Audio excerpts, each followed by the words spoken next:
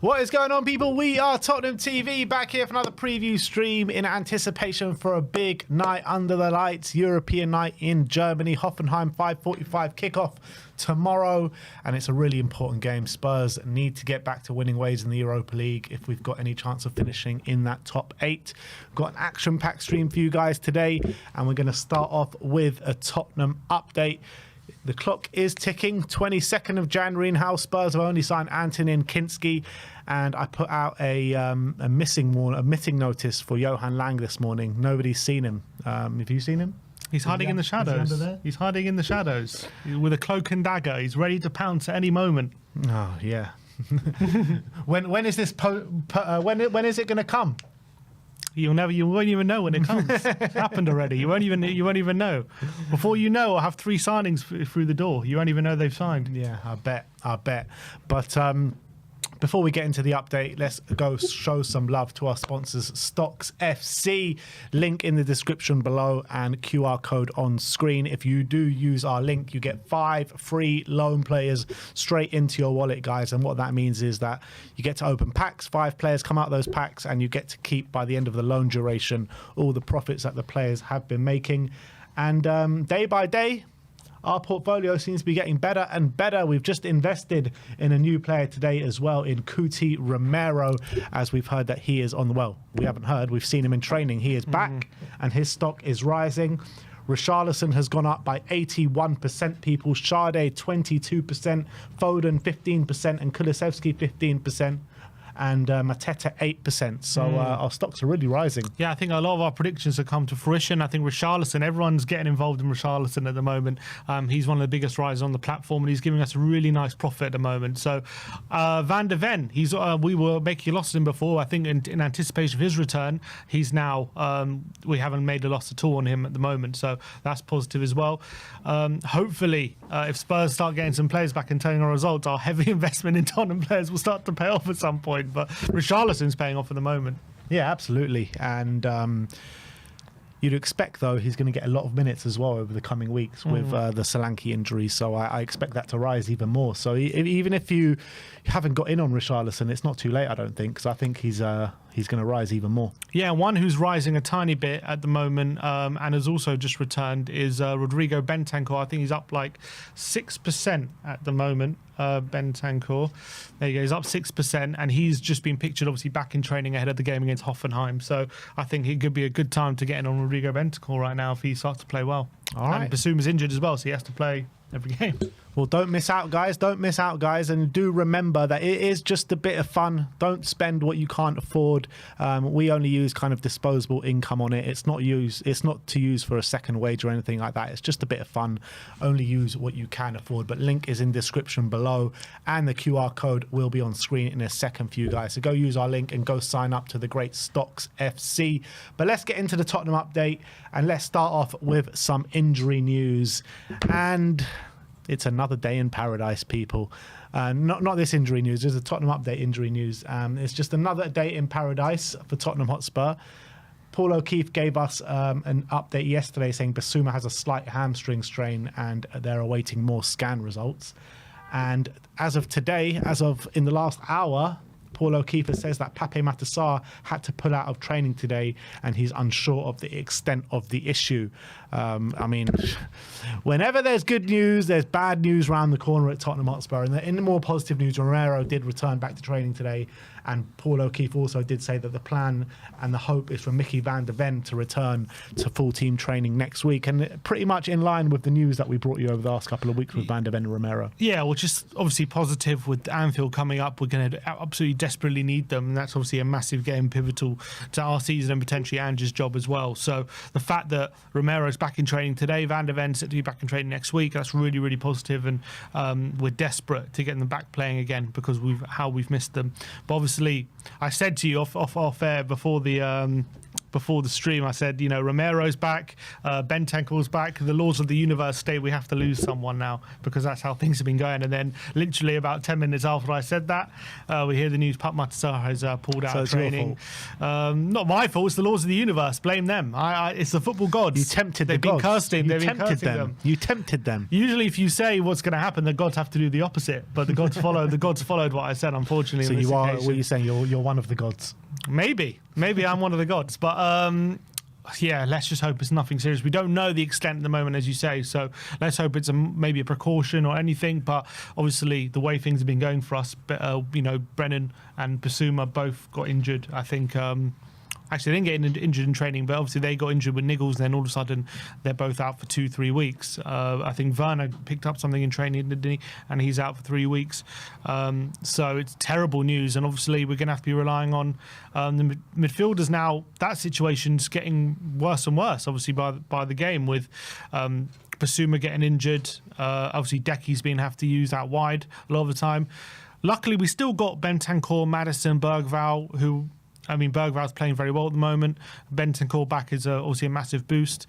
And I guess the theory will be when Romero and Van de Ven are back, and even when Ben Davies is more fully fit, Gray will then step into midfield. But then I also think that's probably unlikely because Gray, once that happens, I think Gray's going to have to fill in at fullback more often so we can give the fullbacks a break. So it's a terrible situation. Again, it's getting worse. But... yeah, what can we do at this point? We're just losing players all the time. Even when players are coming back, we lose another 1 or 2 every time, and the numbers are not settling down at the moment. Yeah.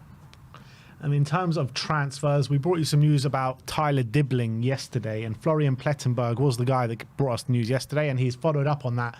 And he says Tottenham are currently the biggest competitor to RB Leipzig in the race for Tyler Dibbling, as exclusively revealed. Southampton have rejected all offers so far and want to extend his contract beyond 2027. Leipzig are aware of the strong competition, especially from England, but pushing to sign the 18-year-old super talent from Southampton. Dibbling is currently injured and is expected to be fit in a few weeks. Sky Sports have said that Southampton will not entertain any offers lower than £55 million for Tyler Dibbling this month. He has been linked to RB Leipzig and Tottenham. Do you reckon Spurs would be willing to go north of 55 million for Tyler Dibbling? I think maybe at the end of the season. First of all, I think at the end of the season he'll be a bit cheaper. I reckon especially if they go down. I don't think they're going to be spending 55 million on him right now because he's injured.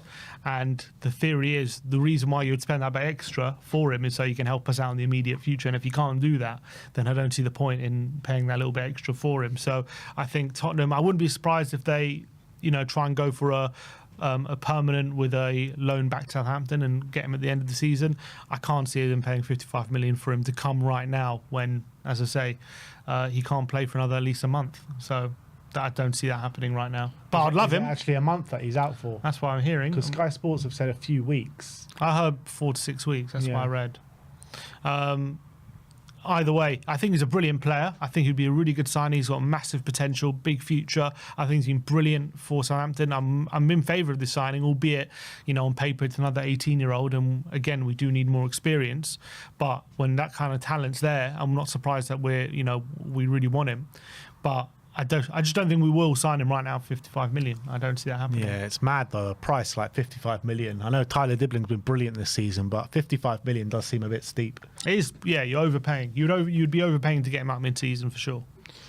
Next up, we're going to talk about a name on a lot of journalists' lists at the moment, and that is Matthias Cunha. Sami Mokbel says that Cunha is on the radar of Nottingham Forest, Chelsea, Tottenham and Arsenal. I can categorically say right now, I can pretty much confirm that Tottenham are not going to be getting Matthias Cunha in this January transfer window or ever, to be honest. You've had Arsenal, heavily reliable Arsenal, ITK saying that he's had a personal terms agreed with them, and we've just heard now, as of a few minutes ago, that Nottingham Forest have just put a club record fee transfer bid in for Matthias Cunha as well. And look, he ain't coming to Spurs, that's for sure. No, I can't see us basically being an attractive proposition for him when he's at a club right now who is also in weird say, but they're in a similar position to Tottenham in the table. So I don't think he'd want to transfer one mess of a situation to another. I think he wants to go to a settled side who's competing near the top, and he wants to obviously progress his career. I do think he can do that at Tottenham, but I think it's a tough sell right now, obviously, because of the situation we're in. Obviously, I do think he could fit into more of the way Ange plays, and I think he'd be a great signing for us. And I think in different circumstances, we would be an attractive proposition. But right now, with Arsenal win for him, I don't see us, I don't see us winning that battle. And also, even just from a monetary point of view, I don't see us paying more than the other team. So, yeah, we're not getting Cunha, that's for sure. They were saying that Ben Jacobs said yesterday that Wolves want 80 million for Cunha in this January transfer window. It looks like he's kicking up a fuss. He's desperate to leave in this window. They're going to be desperate to hang on to him. They're in a massive fight for relegation. If they lose him, that's like, I mean, it's hard to. I mean, I know Ipswich are not great, but like, if they lose Cunha, where are the goals coming from? How are they going to stay in this league? They're losing games every week as well. So I think they're going to fight tooth and nail to keep him. And apparently he agreed a contract with Wolves, and now he's reneging on it. Yeah. He doesn't want to sign it, and it's a bit of a messy situation there. So I've got a feeling he'll stay this month, to be honest. Do you think so? I think so, because I can't see Wolves allowing that to happen. But if he's so desperate to leave and he's going to kick up a fuss and stink out the place, and tell him that we'll sign a contract and we'll put a release clause in for you. That's what I think might happen. And then in the summer you can leave. But I think right now, you can say, I mean, unless I don't know who they're going to sign right now in the next couple of weeks that can impact the game like Cunha can. But the risk is, right, you lose him and then you don't have a player of his quality. It's going to be a lot harder. What's going to be harder, essentially, to replace a player of Cunha's quality in the next week to give their best chance to stay up, or to convince Cunha to give them another 6 months and try his best to keep them up and play like he's been doing all season and leave in the summer? I think they'll probably go the latter. But it doesn't have to be one of those two situations. It could be a situation as well where he ends up staying. They end up forcing him to stay, and he just completely stinks up the place and downs tools for the next 6 months, and they go down. I'm not saying there's a choice between those two. I'm saying you're a club like Wolves. Those are two paths you can go down. Either you fear he's going to down tools, and so you try and replace him with any sort of similar quality from now to the end of the season, or you force him to stay within the knowledge that obviously he still needs to keep up how he's been playing to get that big move in the summer, and you can try and get him back on side for 6 months and try and convince him to do that. So what side are you going to go down? I think they'll probably go down the latter, because they know even if he stinks out the place for 6 months, they'll probably still get a big fee anyway in the summer, regardless. So they're better off trying to basically keep hold of him and get him back on side, I think. Yeah, we'll have to wait and see how it plays out. But I do have a feeling that he might end up leaving in this January transfer window. But yeah, not long to go. 22nd of January, we'll see where he ends up. But yeah, he ain't coming to Spurs, that's for sure. A publication called The Sun, not a very reliable one, is saying that Tottenham are still understood to be monitoring Jack Grealish's situation at Manchester City. Johan Lang was instrumental in the transfer that took Grealish to City from Aston Villa at that time for 100 million. I actually can see potential legs in this, like towards right at the end of the window, a potential loan if Man City are desperate to get him out the door. Obviously, with Savio's upturn in form, Grealish is finding it hard. Doku as well. Yeah, Grealish is finding it hard to get into the team. So I think unless Man City are obviously got Mamouche through the door now, of a different kind of position, but he's kind of a versatile forward. Is that going to limit Grealish's minutes even more? Is there legs to it? I still find it hard to believe. Are they going to pay the wages to allow Grealish to come to Tottenham? I would obviously take him. I think it would be a brilliant signing, and I think he's one of those players I think Ange can really do a lot with, in my opinion. I think it would really suit how we play. I just find it hard to believe that Grealish will be in a Tottenham shirt come this end of the window. I just don't see it happening. I don't know if City will sell him or allow him to come to us on a deal that suits us, to be honest. Are they that desperate to get him out the door, like a Rashford situation? I don't know. Maybe, but we know he's been in bad form. We know that Pep has been quite public in some criticism of him. So they're definitely not all as well there, that's for sure. But come the end of the window, are they going to basically pay half his wages and allow Tottenham not to pay a massive loan fee for him to come here. I'm not sure that's going to be the case. I just feel like with players coming through the door right now at Man City, with the emergence of the players that you're talking about as well, I just feel like there's going to be little to no minutes in the second half of the season for Jack Grealish. And if that's the case, what good is it that him there just sitting there doing nothing, where they could get at least a portion of his wages off the books for a team as well that have no sort of danger to Man City. So I'm not saying it's going to happen. I just say it's more of a possibility than maybe it has been in the past. Yeah, that's probably true. Who have we got to talk about? And last but not least, Sky Sports are saying that Tyrese Hall is expected to complete a loan move before the end of the transfer window. Clubs in the Championship, League One and the SPL are weighing up possible moves. Hall is highly rated by Spurs and it's likely that they will sanction a move in order to provide the player with a taste of a consistent first-team football. And I, massively in favour of that. Yeah, and it's a shame he didn't maybe get a loan move in the summer, because there's a lot of talk about him, especially at the back end of last season. He made some appearances in pre-season as well. I think he's clearly a massive talent. Some people even arguing, I saw some people follow the youth team closely, were even arguing he's the biggest talent we have in that setup. That's including with the likes of Lancashire and Donnelly and all these people. That's what a lot of people are saying. So unfortunately, he's been with the under-21s for this season, and they haven't been obviously in the same level as last season, because a lot of the players have moved on to loan moves and things like that. So I don't know how his progression's been affected, but I think a loan spell would be brilliant for him, and I'm really excited to see how he develops. And that is it. You didn't talk about our new signing. Who's our new signing now? Rolling Stones. Here we go to the Tottenham Stadium. God, I prefer not to signing. Be honest. What a signing! Mick Jagger's gonna form such a great cohesion with the rest of our front line. Some experience to add to our front line. Yeah, finally. Proper front man there. Proper front man. Exactly. So can't wait for him to start banging in the goals. You know what I mean? You know what I mean? We're just like this club. So we'll announce all the best acts in the January transfer window, but there's no best acts coming on the pitch. That's right. But that is your Tottenham update for today. Let me know in the comment section below your thoughts regarding all the news stories we brought to you today, and we move on. Brian Daigle with the super chat says, yet again, when it comes to events, Spurs walk the walk, but when it comes to transfers, we only talk the talk. Nothing will ever change until everything changes. That's definitely true. That's definitely true, yeah. So nothing will change until everything changes. Let's just hope that everything changes. But I don't think it's going to change in the next 8 days. That's the reality. Yeah. All right, well, let's get into the predicted lineup. Hoffenheim against Tottenham Hotspur in our penultimate Europa League game in the campaign. It's big game, really big game. And the injuries and the ineligible players are mounting up. So in terms of the team news and injuries, what are we looking at?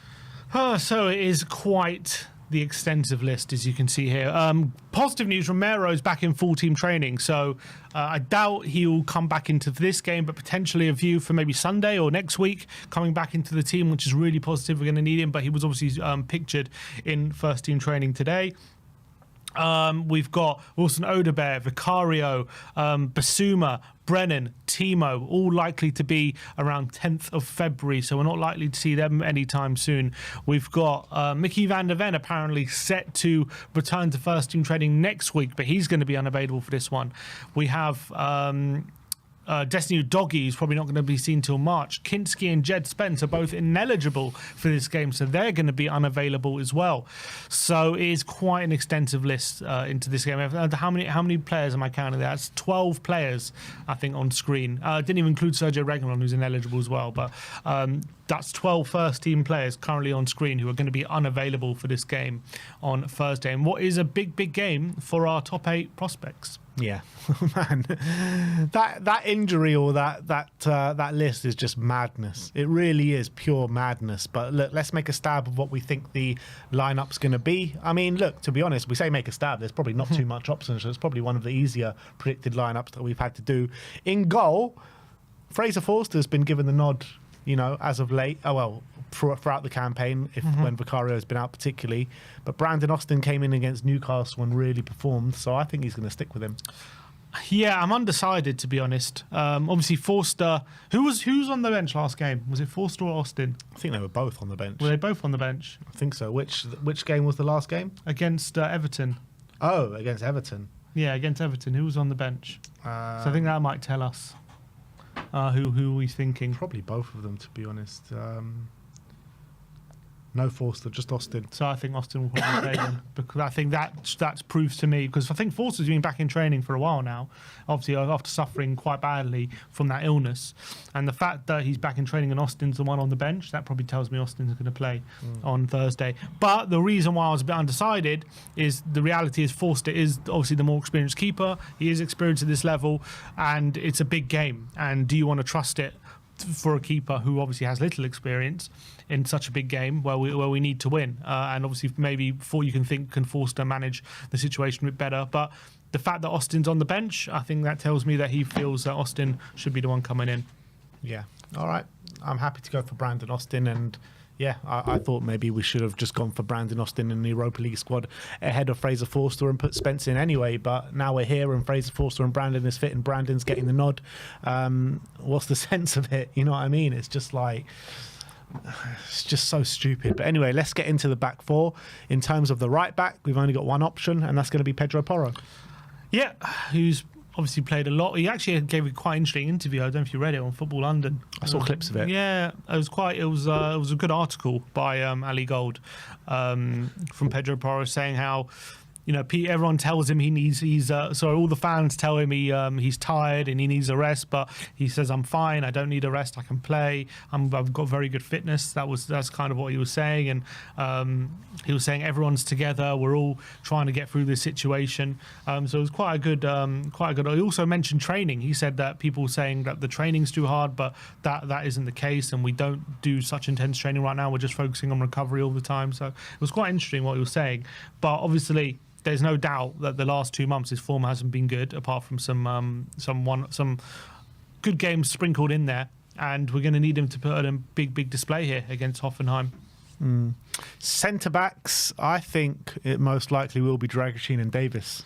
I think Dragoshin's definitely a centre back, so he's definitely there. So the question is, what's happened here? The question is it going to be Davis the left back and Gray centre back, or Gray left back and Davis centre back? I think he'll play Gray left back. That's the question, because in Europa League he's done both. There was one game, I can't remember which one, I think it might be Ferencvaros. He started with Davis left back and Gray centre back, and then he switched it and went to Davis centre back. I think Davis left back days are over, to be honest. I think he would much prefer Gray there. He's I just feel like whenever Gray's played left back, he's been pretty good as well. So and when we've seen Davis at left back, I think he's been caught out. And he looked a lot better when he moved into the middle. So I think that's what he'll do. I think so as well. And also it gets that left footer on that left-hand side of the centre. I guess left back as well, but we've been playing with the right footer at left back for so long now, we're probably used to it. So I think that's probably how our back line is going to be. Romero's back, so I guess there is maybe a chance he gets rushed in, but I think a lot of people probably don't want that. Is he on the bench though, you reckon, for this one? Maybe. Does he travel? I mean, I'm not opposed to him travelling, but I don't think he's going to even get on the pitch. But let's say, you know, he's in first team training, and you know he's maybe, we don't want to risk him, but he's fit. He may be fit enough to take part, and we don't leave him on the bench, and then one of these centre backs gets injured. You know, are we thinking we should have had him on the bench? Potentially, but I think I would prefer just to err on the side of caution with Romero. I said I'm not against him travelling. I'm not against him being on the bench, but I'd prefer him just not to have any minutes. I'd prefer him then, if needs must, and one of our centre backs get injured, we've got no choice. But at this moment in time, I would say plan for him not to play any minutes. Yeah, and I think that will be the plan. But obviously, as has been the situation with Tottenham this whole season, plans do seem to change. All right, next up. We're going to look at the midfield. Yeah, so I think the number 6 has to be Bentancur because Basuma's injured. So he's going to go there. I guess we only have 3 centre mids. Well, it's Bentancur, Bergvall and Maddison. Yeah, because Sarr's probably... Look, to be fair, we don't really know about Sarr, but we're going to guess he's probably out if he's pulled out of training. So we're going to go Bentancur, Bergvall in the 8... with Maddison in the 10. So that will be our midfield three, and that will probably likely have to be our midfield three on Sunday as well, because if Sarr has got any sort of injury that's going to keep him out for any period of time, he'll probably be out for the next 2 games. So that midfield, look, on paper, it's not the worst, but you know, the worry is when you've got to play them every game. Obviously, we're putting a lot of pressure on Bergvall at the moment. I understand he's playing well, don't get me wrong, I'm delighted with him, but we are obviously putting a lot of pressure on him, aren't we? We are, but I think more pressure is on the likes of players that have done this week in, week out throughout the whole season, like a Pedro Porro, like a Son Heung-min, and like a Kulusevski. I think more pressure's on them. Bergvall at this moment in time is playing a lot of football, yeah, don't get me wrong, but throughout the course of the season he actually hasn't seen that much football, and over the course of the season doesn't have that much football in his legs, where those 3 players in particular, I mean, they've just been overplayed massively. Yeah, but I think you've got to be more careful with young kids and 18-year-olds, players who are teenagers, because they're still developing, they're still like learning the game, they're still like growing into themselves. So, you know, there is sometimes a risk when you overplay them at that kind of age. That can actually have a detrimental effect. But it's not that much he's played. I mean, 390 minutes over the last 5 games. Yeah, it's not too much. It should be all right. I'm just saying, we've got to be wary of that situation. But yeah, that'll be the midfield 3. And I'm not saying it's a bad midfield 3, but obviously Bentancur's just coming back after a couple of weeks again. And let's just hope that it should be a fresh midfield. That's the reality. It should be a fresh midfield, but we have seen sometimes when Bentancur comes back from a layoff that sometimes he's not at his sharpest. Yeah, and let's hope that's different this time. Yeah. In terms of the forward line, it's going to be an interesting one. On the right-hand side will be Kulusevski, because we've got literally no one else, which, yeah, I'm not too happy about, because like I keep saying, I just feel like Kulusevski, Porro, and potentially even Sonny are just an injury waiting to happen. Yeah, unfortunately, but as you say, Brennan's picked up an injury now. We just got very little option in this game. And Decky, I know he's doing such a big effort for the team, but he just seems to be ploughing through at the moment. I know recent weeks maybe hasn't been at his best. I thought he had a good game actually on Sunday, but yeah, I think he's just going to have to play, unfortunately. And as much as I would love to give him a rest, it's a big game as well. I'm sure he'll want to be out there. Let's hope we can at some point in this game give him a rest, but yeah, I think he's going to have to start. Yeah, up front and the left-hand side. So what have we got? Who have we got left? I do think left-hand side will be Mikey Moore. He came off the bench and did so well, and he did start against Tamworth the other week. I know he only got an hour, but he started and obviously started to get in the game. And I think his cameo against Everton was probably enough for me to suggest he could get a start in this game, despite the fact that it's a big game. I think with Richarlison still not quite there, I think I think you'll go for Mikey Moore. Yeah, I agree, and I've been everyone knows my feelings on Mikey Moore, how much I rate the guy and how much I back the guy. I've got no qualms on putting him in. I think he's a top talent, and even if we didn't have too much injuries in the forward line, I'd be looking to potentially start him with the amount of minutes that are in some of these players' legs. So it just begs the question of the number 9. There are 3 options. Son, who started on the weekend. You've got Richarlison, who came on and bagged the goal. And you've got Will Lancashire as well, who's barely played much football all season. He did start at Galatasaray, had a fairly good game, got on the score sheet and ended up getting sent off. If it was me making the decision, I'd probably start Lancashire in view to start Richarlison on the weekend and give Richarlison and Sonny minutes off the bench in this game. But I just feel like Ange will probably go for Sonny, even though I think it's the wrong decision. I think he'll go Son up front, and then he'll probably go Son up front, and then if it's not working, probably move Son back over to the left and bring on Richarlison. I do think Richarlison will obviously come on. He got 45 minutes and he got through it well on Sunday, so that was a big positive. Maddison, though, hinted in the interview after the game that he's not near ready to start yet. So if that's the case, he can't start in this game because you don't want to risk him picking up an injury. And because it's such a crunch game, I think he's going to go with Son. He's going to want our captain on the pitch. I know he wasn't good on Sunday and missed some chances, but I'm sure if he gets those chances again, he'll back himself to score them. We're just going to have to hope that he finds a different level on this game because it is a very big game. I do think he's going to want his captain there. So I think he is going to go with Son up front and then maybe sub on Richarlison maybe after the hour or something like that. The reality is he wants his captain there every game, and I think we got to be doing more to protect these players, particularly the ones that we've got options for. And I think Son is pretty much the only player that we've got an option for in the number 9 position. So I think if we're smart, we do play Lancashire. I really do. I mean, yeah, you're saying that, and then if Lancashire starts and we don't win or something, and people are going to say you shouldn't have played him. You know what I mean? That's what hindsight is a great thing. I think I think he's going to have to play one of Richarlison or Sonny here. I think he's going to have to start one of them. I think it'll be Son. I just think it's the bad call because we just can't keep running these players into the ground when there is options. When you need results as well, though. Yeah, but when you need results, tired players don't get you to the results. Fresh players will get you to the result. Look, I'd like to see Lancashire because I'd like to see more of Lancashire, I should say, than we've seen. That's for sure. I just think in this situation, I don't know. He should have done it before. I think you can blame him for that. I just don't know in this situation if it's the right call. Yeah, it's just like it was silly that. Again, someone just mentioned in the comments like Lancashire's got no minutes against Tamworth as well. Yeah, I don't get that. Like, I agree with you there. Like, I agree with you there. What is? We've been through this a million times. I'm not going to keep banging on about it, but we just need to give players that haven't been playing too much minutes on the pitch, and pretty much Lancashire is the only option in the squad that we could realistically start on the game on Thursday. And look, if it's not going well, you've got options off the bench to change it. So. Anyway, that is our predicted lineup going into it. Brandon Austin in goal, Pedro Porro right back, Archie Gray left back, Ben Davis and Radu Dragusin in the centre back positions with Bentancur, Bergvall and James Maddison as a midfield trio. Son up top with Decky on the right and Mikey Moore on the left. What kind of bench are we going to have there? It's just like Lancashire and that's it. Lancashire will probably be the most like Lancashire, experienced Richarlison. player. Oh, Richarlison, yeah. Lancashire, Richarlison, yeah.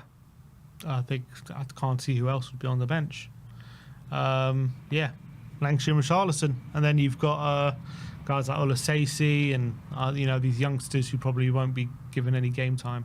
Probably like that Williams Barnett or something will be on the bench as well. It's just like madness. The bench is going to be like all teenagers apart from Richarlison. Yeah, Romero potentially, maybe Romero. Based on that, you might have to put Romero on the bench, but yeah, it's going to be tough. Yeah. Well, that is our predicted lineup. What is your predicted scoreline? 1-1. 1-1. You don't think we can go there and get the result? In this current, at this moment as well, obviously we'll touch on in the preview, but Hoffenheim won their first game in a while on the weekend. Maybe that gives them a bit of confidence boost. As much as they're also struggling in their domestic league badly as well, they do have some good players there, especially in the front line, and it's a big game for them. It's a big game for us. A draw just about keeps us in it for that top 8, albeit our chances take a blow, but it keeps us in with the hunt going to the last game. So I'd love to say we're definitely going to go there and win. I just got a feeling away from home against a Bundesliga team, it just might be a draw. Yeah, I mean, I don't disagree. I don't think we're going to go to Germany and get the win. Right now, I'll take a draw, to be honest, with the way the squad's looking, with the way the bench is looking, with tired players on the pitch. And with you're looking forward to a big game on the weekend as well against Leicester, where we just need to take 3 points. So yeah, I'll go for 2-2. I think we'll get a couple of goals, but I think we'll concede. I mean, they've got some good players like Kramaric on the team as well, but we'll get into that in the preview in a second. But that is your predicted lineup. Let us know if you agree. If you disagree, put your lineups in the comment section below. And let's move on to the match preview. Hoffenheim against Tottenham, Europa League, second to last game. When you're looking at the table, it doesn't make for the best of reading because, we put ourselves in such a great position, didn't we, after the first 3 games. And then the Galatasaray game comes, the Rangers game comes. We failed to win in either of those. And then obviously the Roma last-minute goal was and the Roma one as well. So, I mean, we did so well in the first 3, then the last 3 we were really poor. But where I'm just getting the table up in front of me, we're sitting in 9th place. the two teams above us in Rangers and Manchester United. I can't believe Manchester United are above us, by the way, with how poorly they started the campaign. Rangers and Manchester United play each other, so that's a positive for us. But we play a team in Hoffenheim who is sitting 27th, picked up 6 points in 6 games in the Europa League so far. They've had a horrific season. Kramaric did an interview 2 weeks ago, and he was like, basically, he literally said on national TV in Germany saying, our season has been shit. Yeah, literally, yeah. And he said, if I wanted to say what I really felt, I'd probably get the biggest fine in Bundesliga history, he said. Yeah. So it's clear that all is not well in that camp at the moment over in Hoffenheim. But with them being on 6 points with 6 games played, they will have a bit of extra incentive just to put everything in it. Maybe the fans will be behind it in the stadium as well, because they're only a point outside the top 24.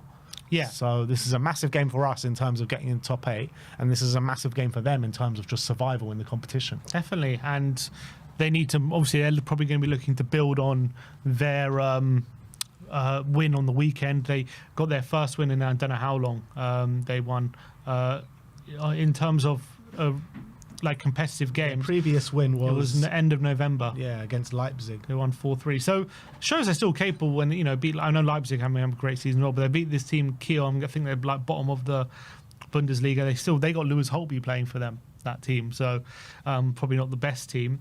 They do have picked up a few draws. They drew with Dortmund not so long ago. They drew with Freiburg 1-0. But yeah, they've lost obviously a lot of games, and they had a proper relegation battle in the Bundesliga. I'm looking at injuries, and it's very similar to us. 1, 2, 3, 4, 5, 6, 7, 8, 9, 10. They've got 11 injuries. Wow. With a suspension, I think, going. Oh, sorry, I'm not sure if there's suspension going to this game, but a suspension last game. Let me see if there's any suspensions. No, but one thing I'm looking at here is their central midfielder Grilic, who was out last game. I think he's been out for a bit. Is set to be back this game, and he's a big player for them. Grilic, I'm a big fan of his. So his back could be a real. That'll be really big for them. Obviously, Kramaric is always. He's previously. I think has he been top goal scorer in Bundesliga previously, or definitely been up there? He's been up there, yeah. With some of the top goal scorers. They've got 7 injuries going into this. Hojek as well, the Czech player. Adam Hojek, he was playing for Leverkusen, and he's a really tricky player as well. Berisha is a good player up top. Bauman's quite an experienced keeper. He's been there for a while. Oliver Baumann, he's not bad. So they do have talent there for sure. And if they put it together, they're clearly, I think, for me, they're a lot better than what the table suggests when it comes to their Bundesliga. I just think maybe they're having a similar season to us, where they've got massive injuries and don't have the squad to cope with it. They got Europa League football as well, and it's led to them sliding down the table. But it's also, you got the prospect of potentially coming up against a wounded animal who maybe with the win on the weekend see an opportunity to turn their fortunes around, which probably bad timing for us. Yeah. Yeah, it depends. I mean, they've got a win against one of the whipping boys in the Bundesliga, against Holstein Kiel, I think it was. So I think even with the form that they were in, I think Holstein Kiel were probably on just as bad form, if not worse form, going into the game. So it was probably a game where even after the big, bad results that they've had, they still probably expected to go into that game and win. So is that win going to really boost their confidence? I'm not too sure. It won't hurt.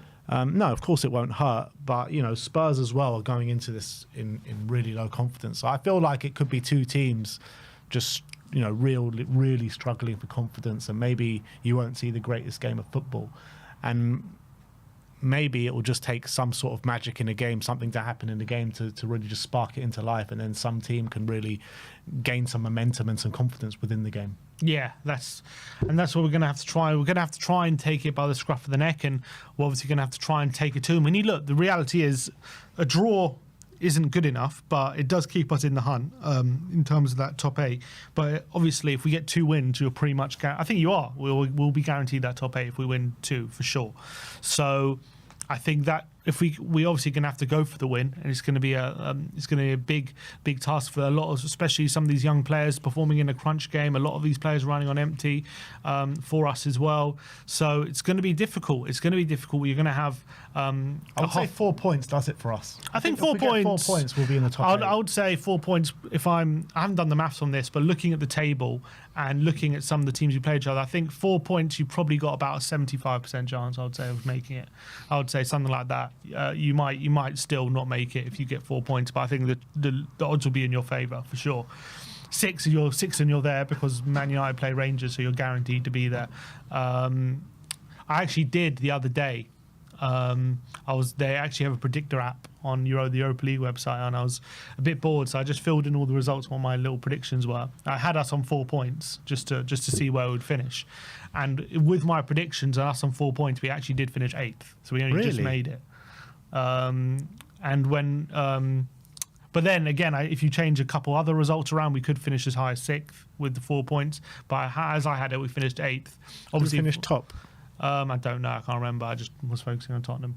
But yeah, so it's not guaranteed, even with 4 points. But I do think we should be all right. You probably didn't have Galatasaray not beating Dynamo Kiev, and they drew 3-3 at home to Dynamo Kiev yesterday. Correct. Yeah, probably yeah. So, I mean, you just can't. I mean, Europa League is so hard to predict, isn't it? Game by game and week by week. I do think if we get 4 points, it's not a guarantee, but I think it's more than likely that we will finish in the top 8. I agree with you. I think if you aim for 4 points, you should get the job done. So a draw in this game is not the end of the world, but again, it just puts more pressure on that game next Thursday, which means that's a massive game. If you can just get the win here, that would really take the pressure off a lot, and also just give us a bit of a confidence boost going into the next couple of games, which we really need, I feel. Yeah, I definitely think that Ange will not be trying that 3 at the back experiment again going into. Well, we don't have the centre backs. We can't. Yeah, we don't have the centre backs to do it. But yeah, look, I think I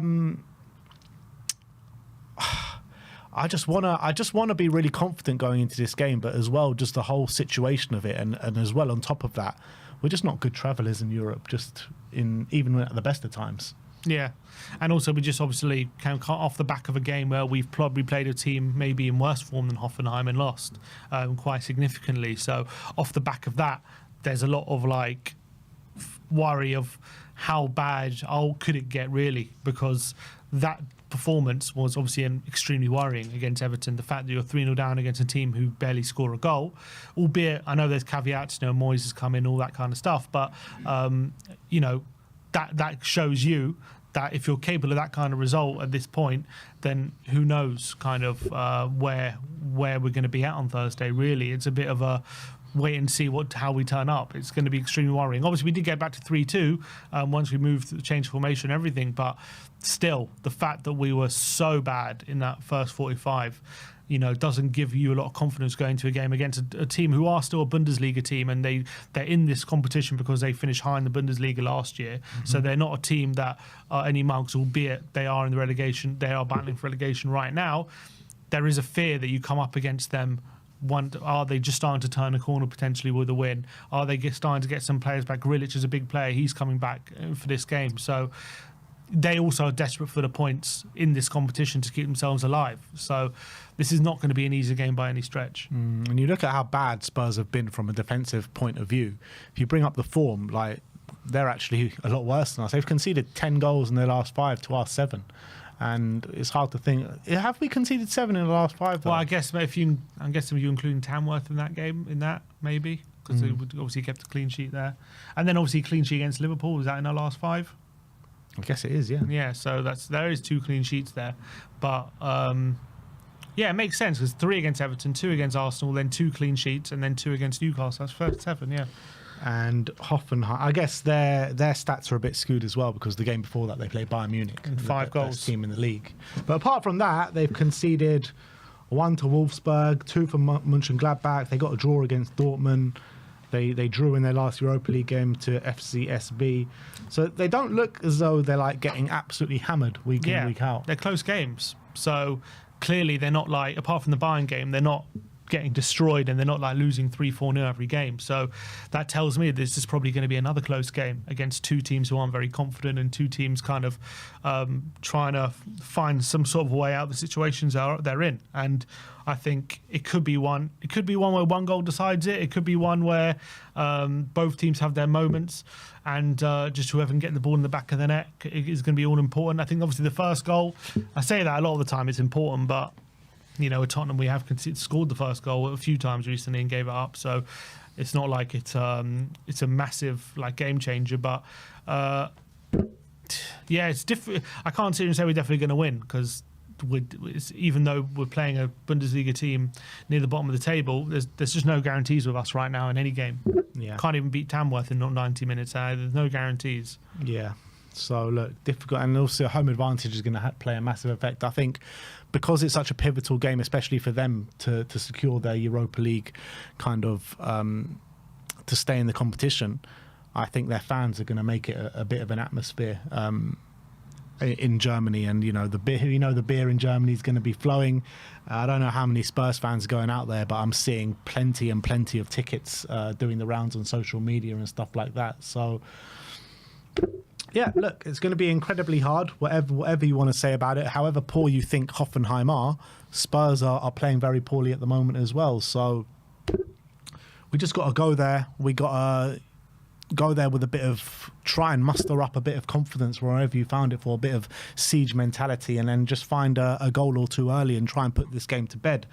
But Hoffenheim are going to have their own ambitions, and I feel it's going to be very difficult, and I feel probably a draw is in the offing in this game, unfortunately. Yeah, I wouldn't be surprised. I'm trying to see who they've been their kind of best players so far this season. We've got their top goals in Holzek in the Europa League, but yeah, Kramaric obviously.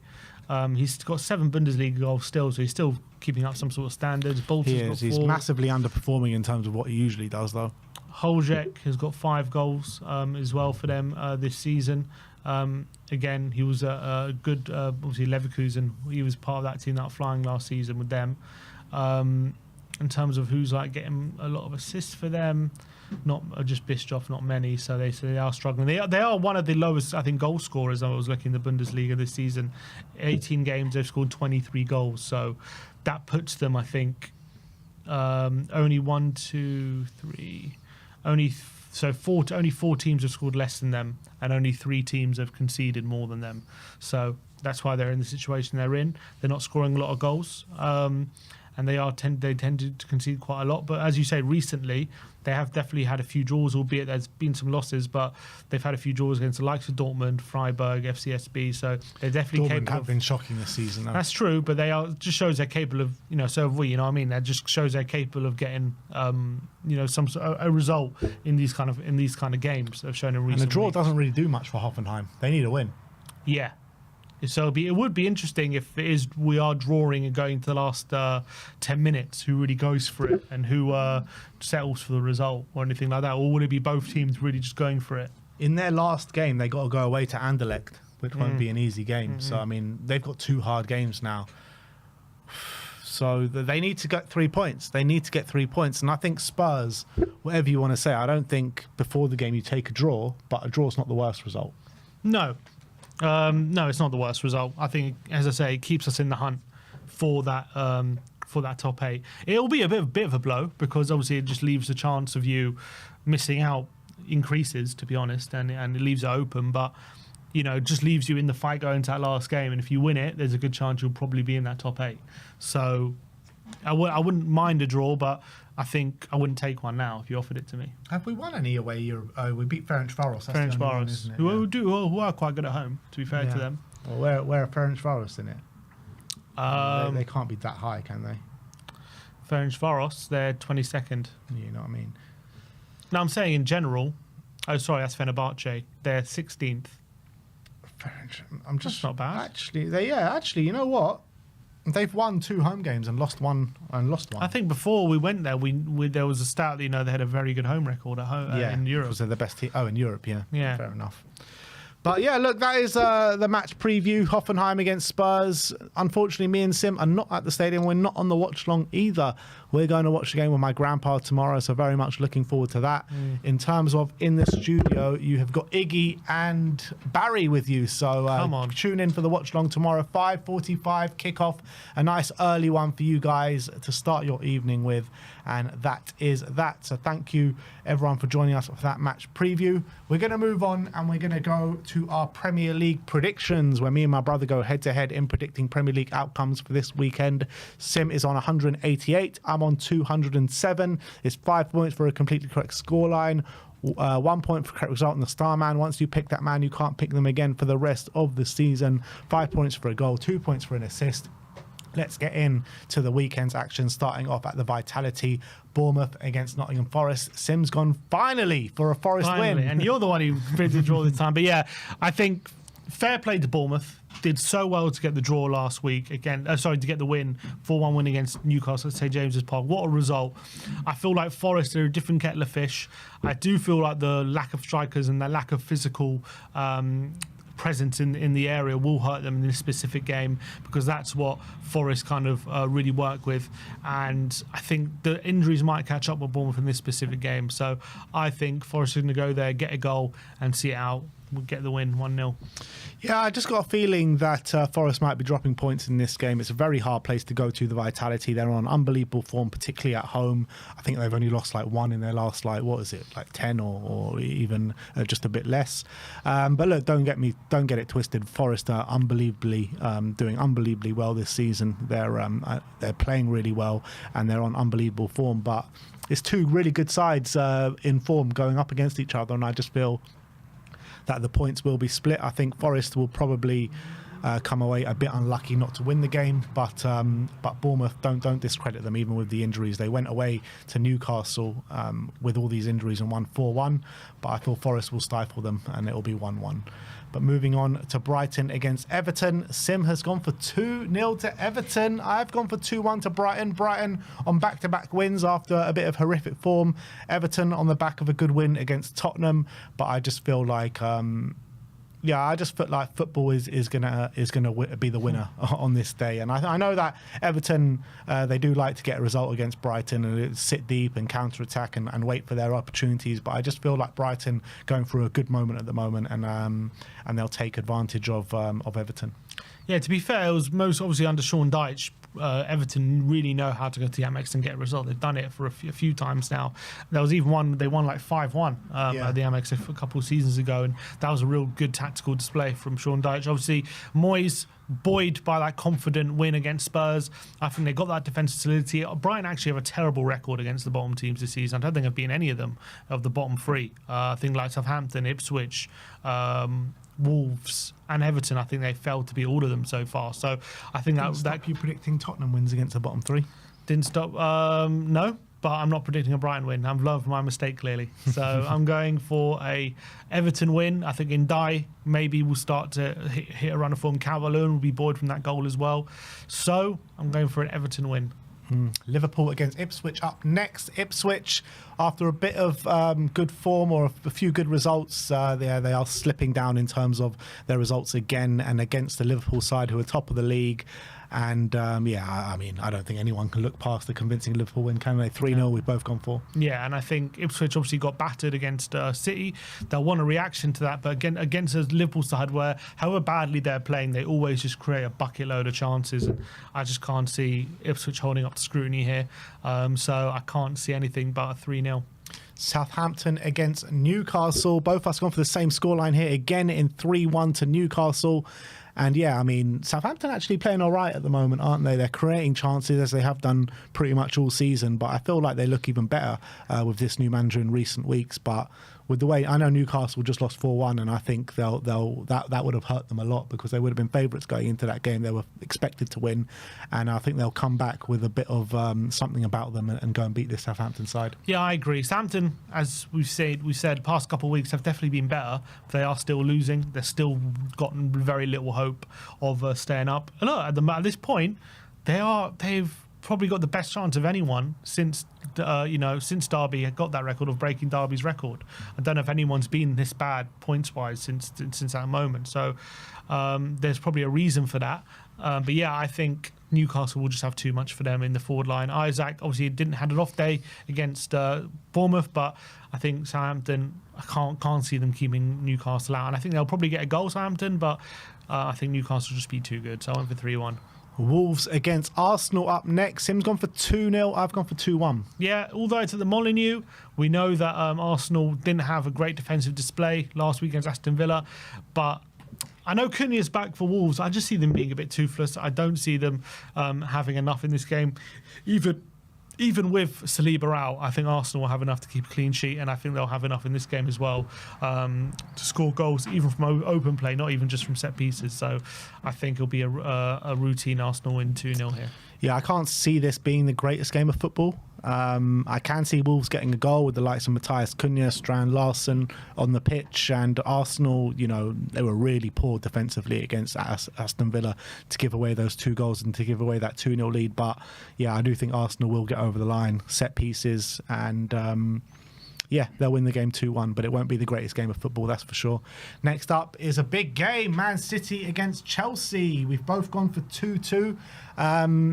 Man City seemingly somewhat turned a corner a little bit, even though they did drop points to Brentford a couple of weeks ago. Chelsea, they've just got their first win in a while, and I feel like both teams are just going to go at each other, go at it, and I think it's going to be a really good game of football.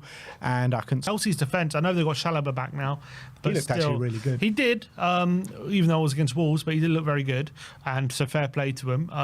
But I still think City's attack is starting to purr, and if Foden's in the form that he's been recently, I can see City's Chelsea's backline struggling. Chelsea, though, did get their first win in 5, and that will give them just that timely morale boost to go into this game. They've still got Jackson and Palmer, who are playing very well. They've still got unbelievable threats going forward, and I think City's, as well as City have been playing, they do still concede chances, and I think Chelsea are a good place to take advantage of that. So I'm going for a 2-2 here, even though it's a big game in the race for that top 4 there. Yeah. Next up is Crystal Palace against Brentford. Sim's gone for 1-0 to Crystal Palace here.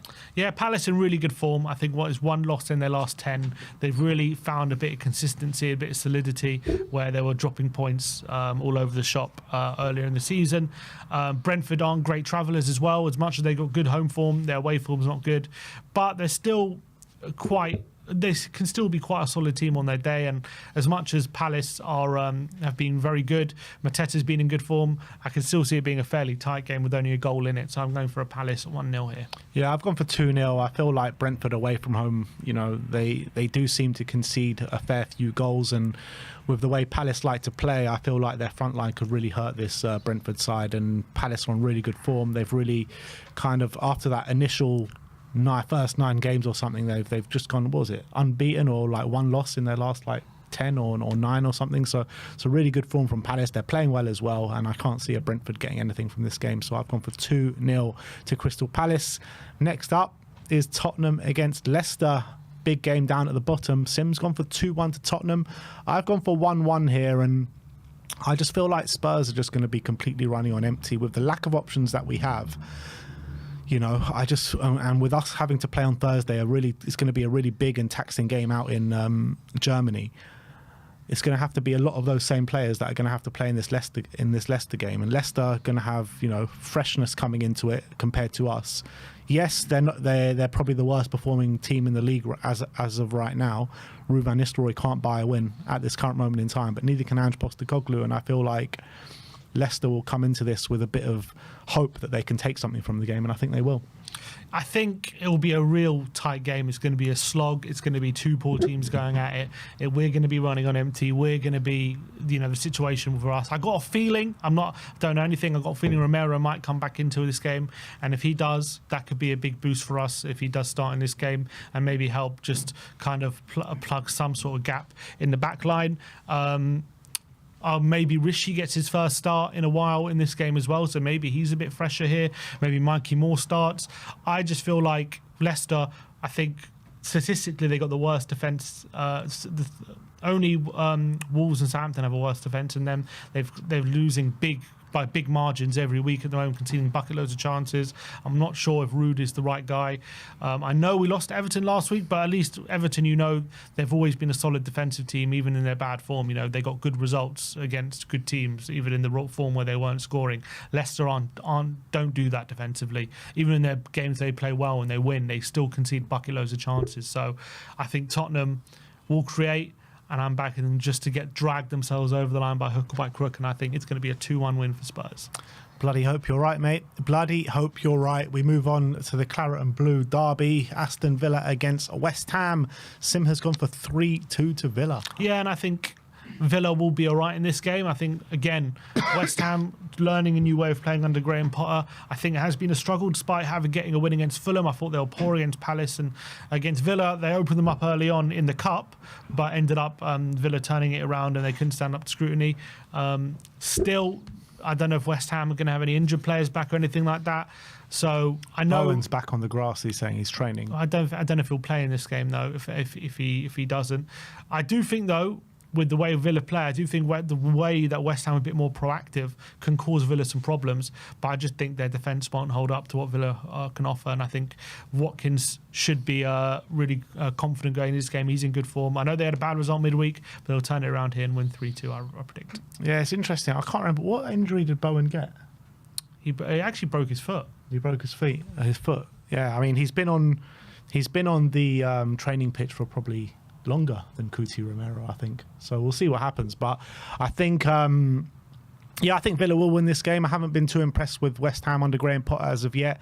Injuries really stifling them in the front line, and I feel like they're a bit of an open book right now with the way that Potter is liking to play, and I think Aston Villa will reap the benefits. I do think they've got something about them that they can go and get a goal at the other end of the pitch, but I think Villa, particularly at home, will be too strong for West Ham here, so 2-1 to Aston Villa.